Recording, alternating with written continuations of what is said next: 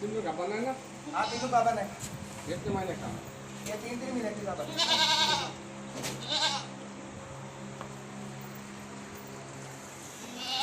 ਕੋਈ ਕਿਹਦਾ ਜੋ ਹੁਣ ਘਰੇ ਆ ਇਹਦਾ ਮੰਡੀ ਤੇ ਪਹੁੰਚ ਕੇ ਨਾ ਮੁਸਤਫਾ ਆ ਗਿਆ ਮੁਸਤਫਾ ਆਉਂਦਾ ਹੀ ਰਹਿੰਦਾ ਇਹਦਾ ਜਾਣ ਸਾਰੀ ਹੋਈ ਮੁਸਤਫਾ ਤਾਂ ਆ ਗਿਆ ਉੱਧਰ ਦਾ ਮੁਸਤਫਾ 50 ਕਿੰਨੇ ਕਿੰਨੇ ਚਿਰ ਦੀਆਂ ਕੰਪਨੀ ਦਿੱਤੇ 3 ਮਹੀਨੇ का ਮੁੱਲ ਵੀ ਦੱਸਾਂਗੇ ਕੱਟ ਕਰੋ ਪਹਿਲੇ